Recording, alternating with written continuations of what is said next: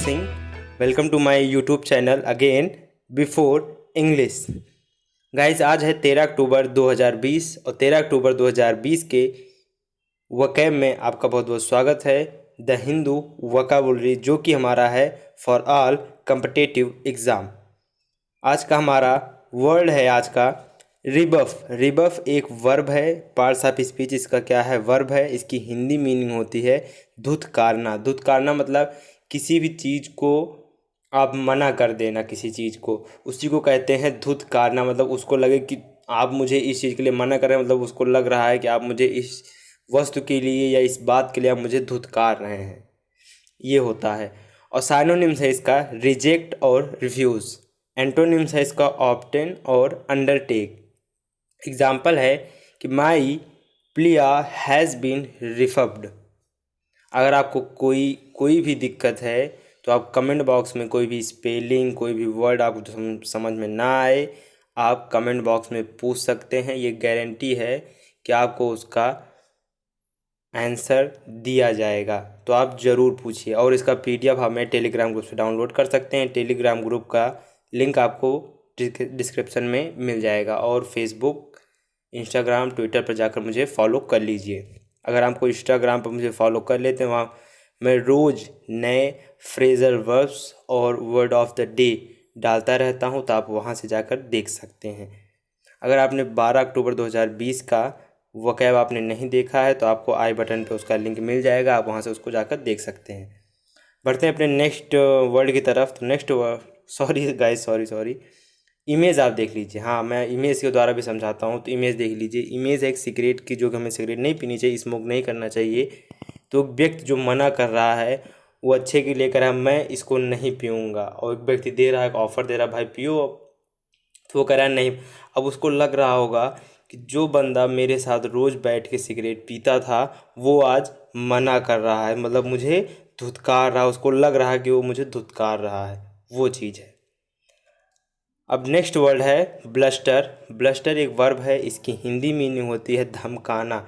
मतलब किसी को धमकी देना कि मैं तुम्हें मारूंगा, और तुम मुझे वहाँ पे मिलो। ऐसे ऐसी कई बातें होती हैं। इंडिया में तो खासकर यही होता है कि कोई सर अगर डांट देता है तो ये कहते हैं सर बाहर आके मिलना। ठीक, मतलब वो धमकाते हैं। ऐसा ऐसा होता है इंडिया में। तो हमारा जो साइनोनिम्स है वो देखिए, वो है बॉम्बस्ट और बोस्टिंग। एंटोनिम्स है इसका ट्रैंक्विल और फैसिफाई। एग्जाम्पल है कि my mother blustered the moment I told her I did not clean my room. Image देखिए। इमेज है एक व्यक्ति को जो अपनी तरफ इशारा कर रहा है और मुंह बनाया हुआ है कि तुम मुझे धमका रहे हो, तुम्हारी कितनी बड़ी औकात है। वो ऐसे दिखा रहा अपना को, तुम्हारी इतनी बड़ी औकात, तुम मुझे धमका दो। वही चीज़ इसमें दिखाया गया, आप समझ सकते हैं। इसको कहते हैं ब्लस्टर।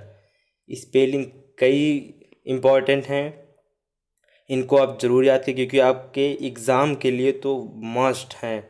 SSC, रेलवे, JEE, जितने भी एग्ज़ाम होते हैं जिसमें इंग्लिश आती है, उनमें जो वकैब आते हैं वो आपको याद होने चाहिए। कई सारे लड़के वकैब की वजह से पीछे हो जाते हैं, तो आप उससे पीछे नहीं होंगे, क्योंकि आप बिफोर इंग्लिश के सब्सक्राइबर और व्यूअर हैं। तो इसको आप ज़रूर ध्यान में रख के चलिए।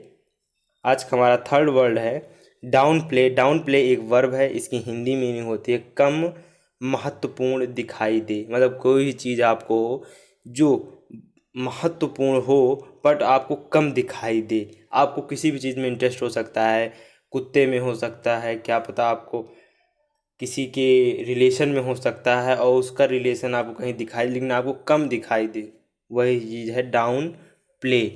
साइनोनिम्स है इसका सॉफ्टन और डी वैल्यू।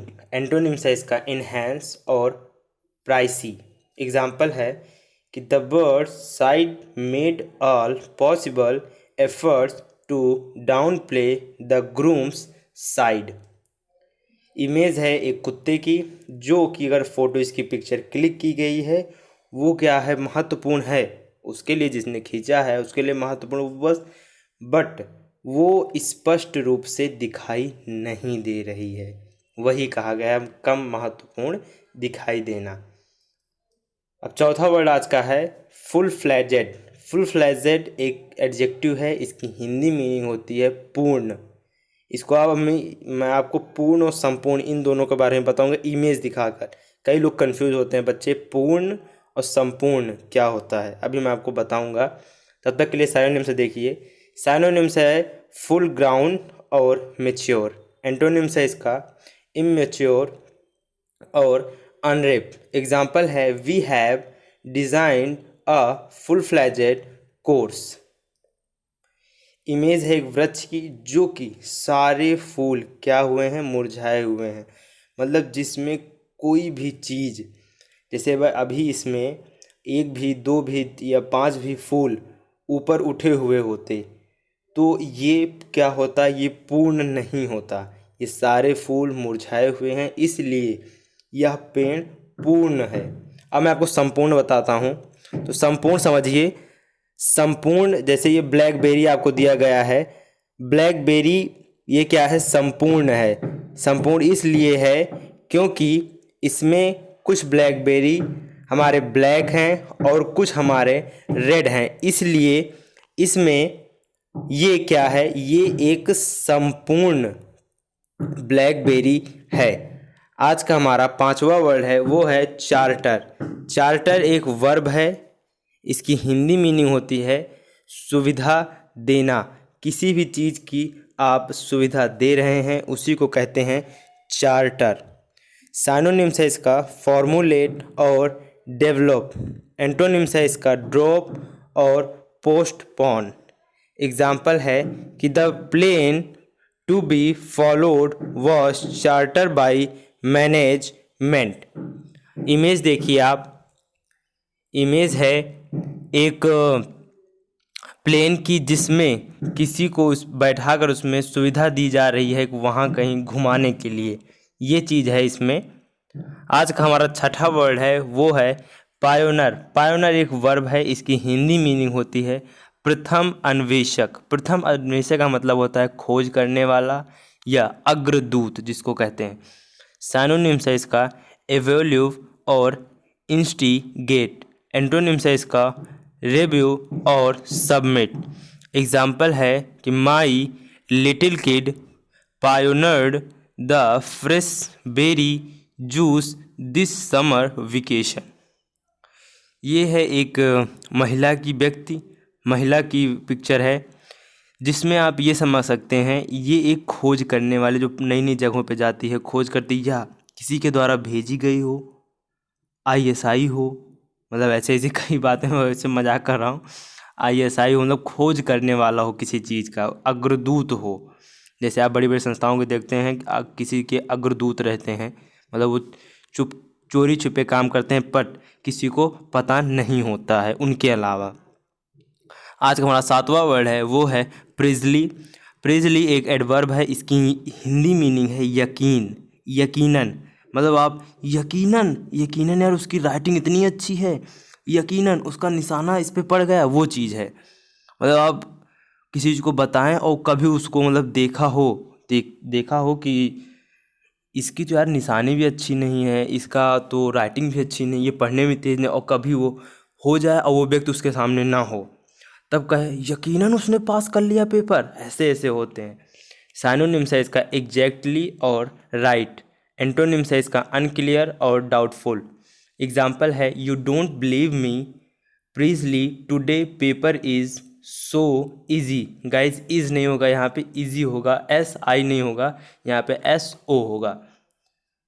ये इमेज है एक हैंडराइटिंग की जो कि इसमें दिखाया गया है। जैसे ये व्यक्ति, आप व्यक्ति समझ सकते हैं, वो किसी के सामने ऐसे लिखता, बहुत बेकार लिखता है, बहुत पुअर लिखता है, बट एक दिन वो व्यक्ति ना आया हो और जैसे इसमें 3 व्यक्ति हों, मैं आपको एग्जांपल देता हूँ, 3 व्यक्ति हों जिसमें से मोहन, राम, श्याम।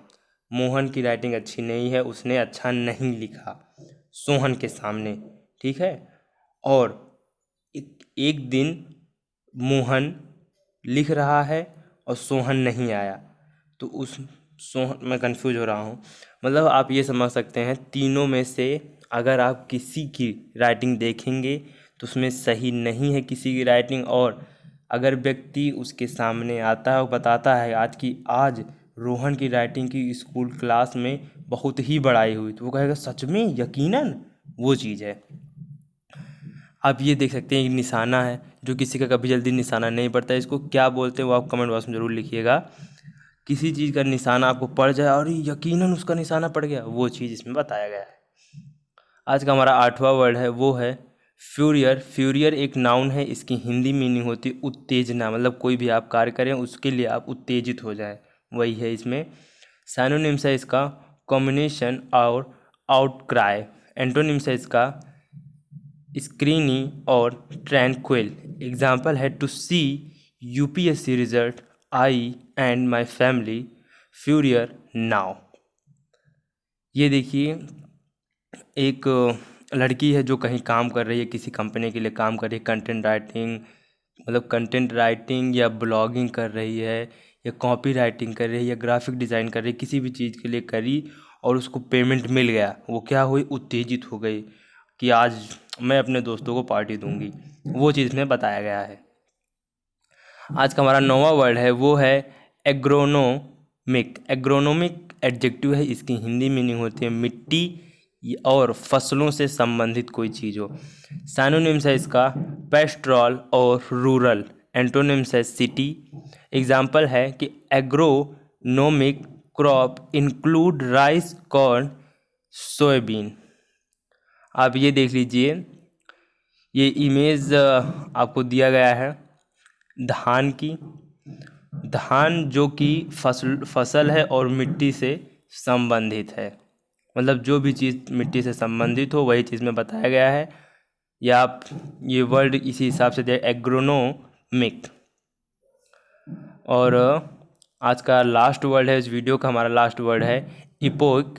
इपोक एक नाउन है, इसकी हिंदी मीनिंग होती है युग, मतलब जो बीता हुआ हो, समय। साइनोनिम्स है इसका एरा और स्पैन। एंटोनिम्स है इसका डॉटेज और इंस्टेंट।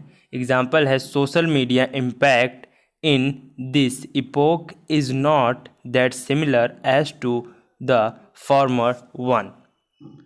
ये आप इमेज देखिए, इमेज है ट्रेन की, जिसमें ये ट्रेन जो है अभी तो चलती नहीं, अभी तो बहुत फैशन वाले आ गए चीन में, जापान में। आप शेर चीते वाले देखे होंगे और शार्क वाले देखे होंगे ट्रेन, लेकिन पहले युग में, अब हम कहेंगे युग में, पहले इपोक में हमारी इस तरह की ट्रेनें चलती थी, भाप की इंजन की ट्रेनें चलती थी।